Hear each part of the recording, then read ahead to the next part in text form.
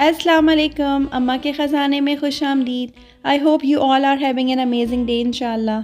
आज आपके साथ शेयर कर रही हूँ बहुत ही कम इंग्रेडिएंट से बनने वाली रबड़ी खीर, जो कि बहुत मज़ेदार है।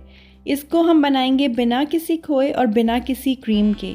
देखिए, इसकी कंसिस्टेंसी जो है वो बहुत ही क्रीमी होनी चाहिए। अगर आपने शुगर डालने के बाद ज़्यादा पकाया तो उसकी ऐसी क्रीमी कंसिस्टेंसी नहीं आएगी। तो हमने शुगर डालने के बाद बहुत ज़्यादा इसको गाढ़ा नहीं करना है, क्योंकि ये ठंडा होने के बाद थोड़ी सी थिक होती है। आइए देखते हैं इसको बनाने के लिए हमें किन चीज़ों की ज़रूरत है। यहाँ मैंने होल मिल्क लिया है, फुल फैट मिल्क, और इसको हम जब तक पकाएंगे जब तक ये अच्छी तरीके से गर्म ना हो जाए। हमें इसको बॉयल नहीं करना, बस बहुत अच्छा सा गर्म करना है। यहाँ देखें, ये अच्छा सा गर्म हो गया है। तो हम इसके अंदर राइस ऐड करेंगे। यहाँ मेरे पास 6 टेबलस्पून राइस हैं, जो कि मैंने 4 आवर्स पहले धोकर वॉश करके इसको सोक कर दिया था। किसी भी क्वालिटी का राइस ले लें, बहुत प्रीमियम क्वालिटी का राइस लेने की ज़रूरत नहीं है, जो भी आपके पास घर में मौजूद है। और उसके बाद आप, क्योंकि राइस सोक होने की वजह से नरम हो जाते हैं, तो आपने उसको हाथों की मदद से ही तोड़ लेना है। हमें ब्लेंडर ग्राइंडर का इस्तेमाल नहीं करना है। और यहाँ देखें इसकी कितनी अच्छी कंसिस्टेंसी आ गई है, हमने कितना अच्छा सा इसको तोड़ लिया है। तो हम इसका पानी डिस्कार्ड कर देंगे और इसको हम मिल्क में ऐड कर देंगे।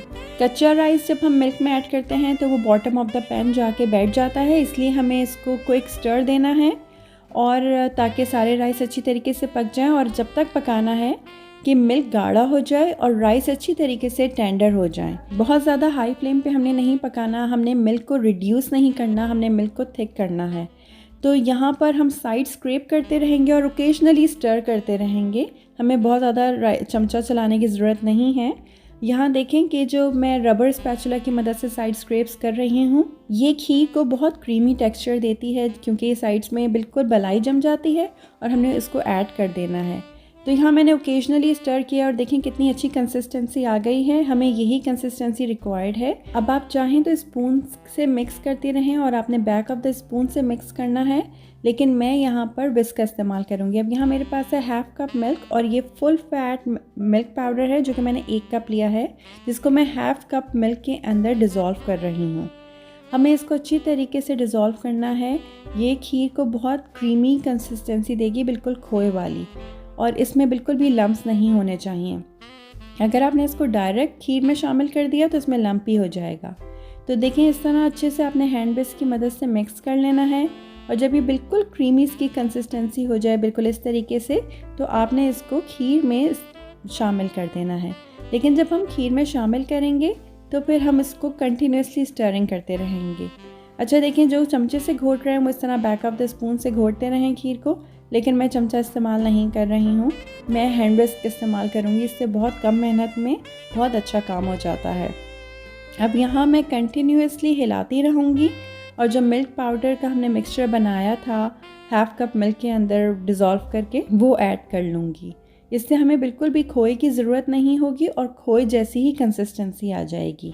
अब यहाँ मैं कंटिन्यूस स्टर कर रही हूँ ताकि राइस अच्छी तरीके से घुट जाएं खीर के अंदर, और विस्क से बिल्कुल भी मेहनत नहीं लगती है, स्पून से थोड़ी सी मेहनत लगती है। यहाँ देखें कितना अच्छा टेक्सचर आ गया है, राइस बिल्कुल घुट गए हैं।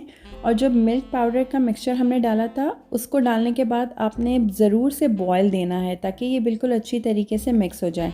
साइड्स हम स्क्रैप करते रहेंगे, आप चाहें तो स्टील के स्पून से ही कर लें, मैं यहाँ रबर स्पैचुला की मदद से कर रही हूँ, उससे बहुत ईजी रहता है।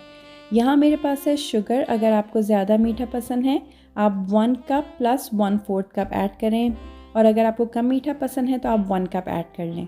यह आपकी मर्ज़ी पे डिपेंड करता है। मैंने यहाँ पर ऐड किया है 1 कप प्लस 1/4 कप, ठीक है, 1¼ कप। और अब हम इसको अच्छी तरीके से पकाएंगे जब तक कि चीनी का सारा पानी खुश्क ना हो जाए।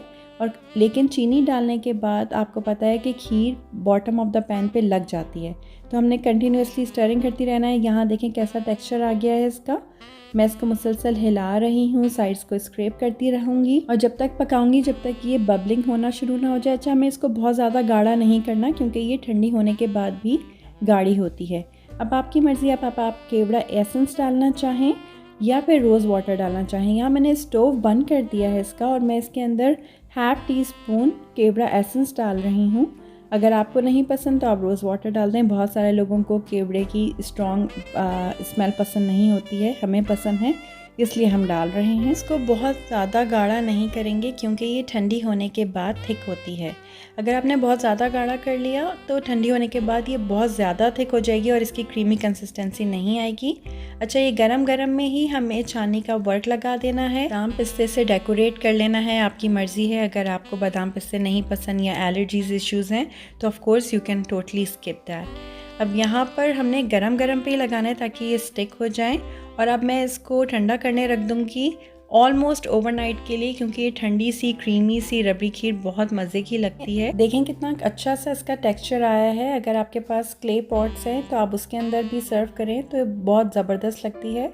अब यहाँ इसका आप टेक्सचर देख लें कि कितनी क्रीमी है। ये इसको ओवरनाइट हो गया है। ओवरनाइट के बाद मैं इसको दिखा रही हूँ आपको कि ये बहुत ही मज़ेदार और ये क्रीमी सी इसकी कंसिस्टेंसी है। बहुत ज़्यादा हमें थिक नहीं करना है कि वो हैवी हो जाए और खाई ना जाए।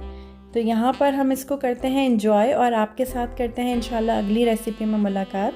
अगर आपको ये रेसिपी अच्छी लगी है तो don't forget to share with your friends and family and don't forget to subscribe. आपके साथ करते हैं फिर से मुलाकात, तब तक के लिए अल्लाह हाफ़िज़।